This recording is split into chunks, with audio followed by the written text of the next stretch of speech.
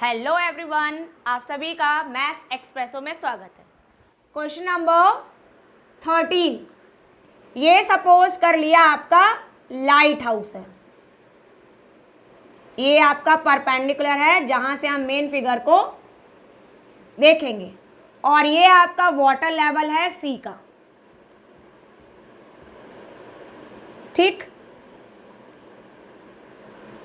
इस तरह से आप दिखा सकते हो। अब यहाँ पर हॉरिजॉन्टल बेस दिखाने के लिए बेस को हमने यहाँ पे स्ट्रेट लाइन ले ली।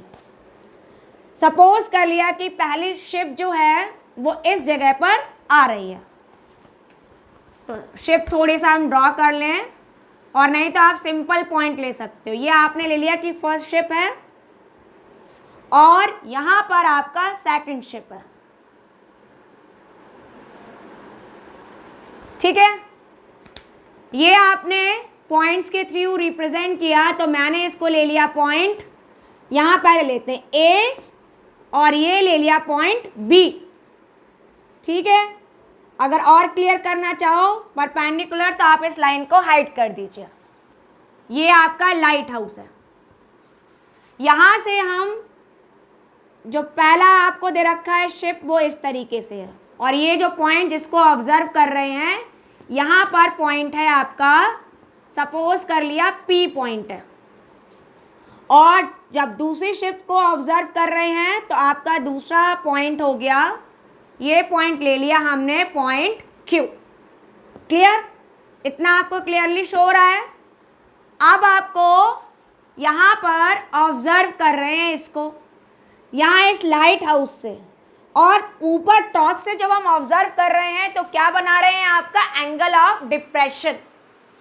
यहाँ पर बस एक चीज़ दे रखी है कि यहाँ एंगल्स कितने हैं और हाइट ऑफ लाइट हाउस दे रखी है। ठीक है, तो यहाँ पर आप पहले लिख दीजिए कितना है। ये है आपका लाइट हाउस, और इसकी हाइट कितनी दे रखी है, 75 मीटर।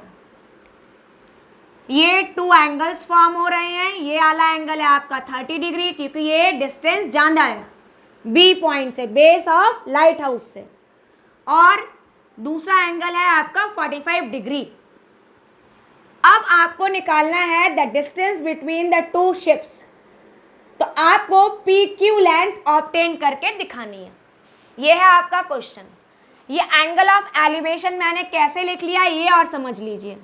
देखिए, मैंने यहाँ पे ड्रॉ किया एक हॉरिजॉन्टल लाइन, जो भी ऑब्जर्वर है at the top of light house वहाँ से। तो जब हम यहाँ पर इस फर्स्ट शिप क्यू को ऑब्जर्व करते हैं तो एंगल ऑफ डिप्रेशन बनता है 30 डिग्री। तो जब ये आपका एंगल ऑफ डिप्रेशन 30 है तो उसी वाले पॉइंट के लिए आपका एंगल ऑफ एलिवेशन भी कितना होगा, 30 डिग्री होगा। और जब हम दूसरा मीन्स सेकंड शिप को ऑब्जर्व करते हैं और एंगल ऑफ डिप्रेशन कितना है, 45 डिग्री, तो उसी शिप का जो एंगल ऑफ एलिवेशन होगा वो भी कितना हो जाएगा, 45 डिग्री। तो इस तरह से आपने यहाँ रिलेट किया है कि एंगल ऑफ डिप्रेशन और एंगल ऑफ एलिवेशन से। अगर आपका एंगल ऑफ डिप्रेशन 30 है फर्स्ट शिप के लिए, ये आपका फर्स्ट शिप है, और ये वाला आपका सेकंड शिप है। ठीक है, तो फर्स्ट शिप के लिए अगर आपका एंगल 30 है तो एंगल ऑफ एलिवेशन भी 30 हुआ, और सेकंड के लिए अगर एंगल ऑफ डिप्रेशन 45 है तो एंगल ऑफ एलिवेशन भी 45 हो गया, because angle of elevation is equal to angle of depression, दोनों आपस में इक्वल होते हैं।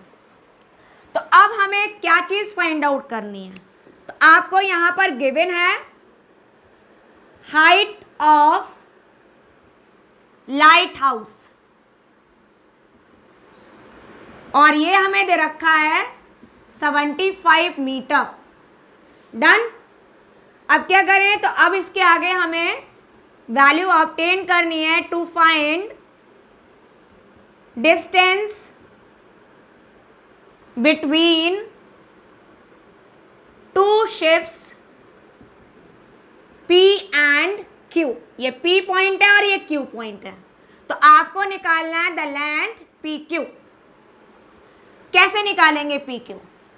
अगर हम डायरेक्टली कोई यहीं पे फॉर्मूला लगाएं तो यूज़ नहीं हो सकता, लेकिन इसको हम अलग अलग ट्राइंगल से निकालेंगे और फिर उनको सब्ट्रैक्ट कर दें बेस को, तो हम निकाल सकते हैं। कैसे करेंगे देखिए, समझ लीजिए। जब हम यूज़ करेंगे triangle A B Q, height 75 है, एंगल आपको दे रखा है 30 डिग्री, तो इस परपेंडिकुलर और इस एंगल की हेल्प से हम इस बेस बी क्यू को ऑब्टेन करेंगे। उसके बाद में जब हमें यहाँ पर दूसरा ट्राइंगल यूज़ किया ए बी पी, तो इस 45 डिग्री और इस हाइट 75 से हम base B P find out कर लेंगे। जैसे ही हमें ये बी पी और बी क्यू मालूम हो गया, बी क्यू से बी पी सब्ट्रैक्ट करेंगे और हमें लेंथ पी क्यू मालूम हो जाएगी।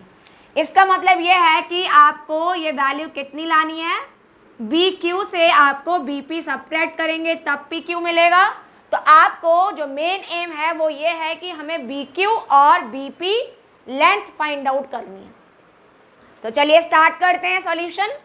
तो यहाँ पर आपने सॉल्व किया, सबसे पहले लिया ट्राइंगल ए बी क्यू। तो in triangle A B Q theta है आपका 30 डिग्री, 30 डिग्री के अपोजिट आपकी जो परपेंडिकुलर है मीन्स हाइट है, परपेंडिकुलर को रिप्रेजेंट कर रहे हैं हम 75 मीटर से, और बेस है आपका यहाँ पर, ये पूरा बेस है बी क्यू। बेस क्यों लिया? क्योंकि आपको बेस की रिक्वायरमेंट है, ठीक है। फिर से वही चीज़ आया कि परपेंडिकुलर और बेस यूज़ कर रहे हैं, तो परपेंडिकुलर और बेस किस में यूज़ होता है? टेन थीटा में। तो फटाफट से हमने यहाँ लिखा कि tan theta means tan 30 degree is equal to a perpendicular upon base 30 degree. कैसे लिख लिया? क्योंकि आपका टेन थीटा होता है। अगर आप यहाँ चाहो तो पहले थीटा लिख लीजिए और नेक्स्ट स्टेप में आप वैल्यू पुट कर सकते हो। जैसे ही हमने यहाँ पर वैल्यू पुट की तो ये हो गया टेन 30 डिग्री, परपेंडिकुलर है आपका 75 और बेस है आपका बी क्यू, ठीक है। अब हमने क्या किया कि हमने यहाँ पर वैल्यू पुट कर दी। टेन 30 डिग्री होता है 1/√3 इक्वल किसके आया? 75 अपॉन बी क्यू के। क्रॉस मल्टीप्लाई करेंगे तो बी क्यू 1 में मल्टीप्लाई हुआ, बी क्यू आया, और 75√3 से मल्टीप्लाई होगा तो 75√3 मीटर आपकी वैल्यू निकल कर आ गई। तो यहाँ से आपको ये पूरी लेंथ बी क्यू, जो लेंथ है आपकी फर्स्ट स्ट्रिप की, कहाँ से? आपके बॉटम ऑफ लाइट हाउस से, ठीक है। अब क्या करें? तो अब हमें निकालना है बी क्यू तो आ गया, अब हमें निकालना है बी पी। तो हमने देखा कि किस ट्राइंगल में बी पी आपका यूज्ड हुआ है। तो आप जब देखें ए बी पी ट्राइंगल में बी पी आ रहा है, तो अब हम यूज़ करेंगे ट्राइंगल बी पी। तो यहाँ पर आपने लिखा in triangle A B P कितना आपका एंगल दे रखा है? तो थीटा आपको दे रखा है 45 डिग्री।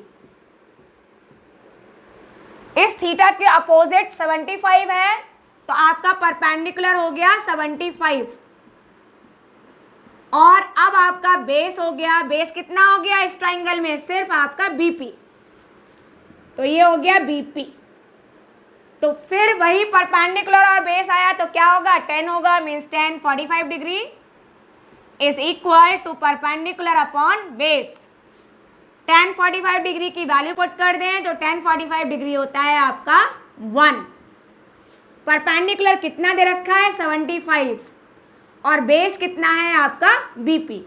क्रॉस मल्टीप्लाई किया तो आपको बीपी की लेंथ कितनी आ गई? 1 यहाँ मल्टीप्लाई में होगा बीपी के साथ में, तो बीपी, और यहाँ सिर्फ आपका 75 मीटर रिमेनिंग रह गया। फाइनली अब हम पहुंच गए अपने रिजल्ट के पास में। तो अब हम क्या करेंगे? जब बी क्यू और बी पी दोनों मालूम है तो हम निकाल सकते हैं। That's why the distance between two ships कितनी हो गई आपकी?